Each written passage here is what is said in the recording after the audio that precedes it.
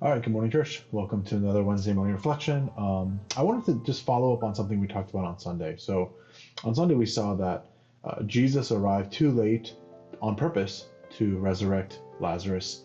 And he consoles Martha, he consoles Mary, he raises Lazarus from the dead, and the, the Pharisees and the chief priests, they decide to start plotting to kill Jesus there.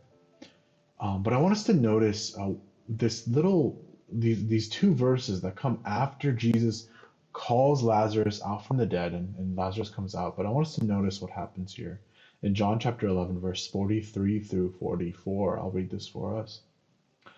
When Jesus had said these things, he cried out with a loud voice, "Lazarus, come out." The man who had died came out, his hands and feet bound with linen strips, and his face wrapped with a cloth. Jesus said to them, "Unbind him and let him go." You see, when people were buried at this time, they would kind of be covered with these strips to preserve the body um, and so that they could kind of take care of it and treat it with honor and respect because Jews believed in the bodily resurrection, and so uh, the body and how people were buried was important. And so Lazarus, if you can imagine, he's been dead for a while. He smells really bad, but he's just gone from being dead to being alive. He was in a tomb and now he's stepping out. And Jesus says, "Unbind him," talking to the people around Lazarus, his friends, his family. He says, "Unbind him and let him go." And others have observed this, but this is kind of what the church is supposed to do. This is our role, right? It's that we're a collection of individuals who have been called out of death into life.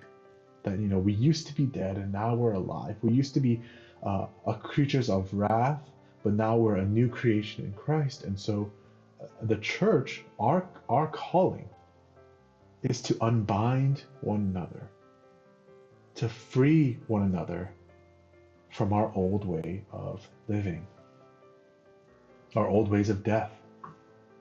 And so one of the things that, yes, we're supposed to worship together. We're supposed to share, we've been looking in our Acts Bible study to share and to meet one another's needs.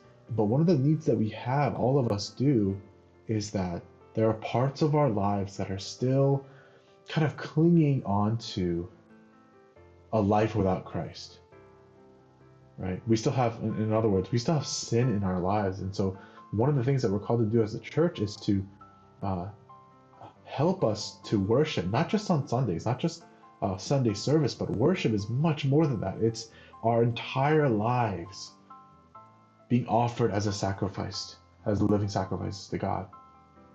And so, churches, this is one of kind of analogy of thinking about what our calling is. It's to help one another take off old, destructive, sinful patterns of living and to put on new ones that look like Christ.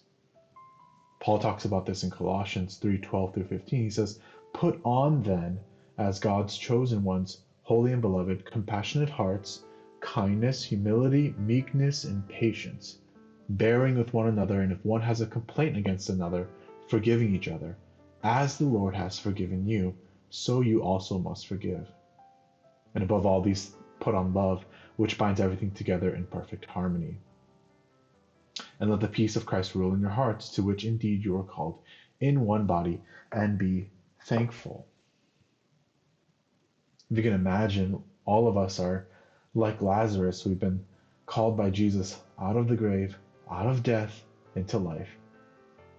But we still have these bindings, right? We still have these pieces of our pre-Christ lives clinging onto our bodies. And so our calling is to help one another, to help free one another from patterns of sin that seek to get us down. And if we were going to do this well, church, if we're going to do this at all, we need to grow in patience. We need to forgive one another as Christ has forgiven us.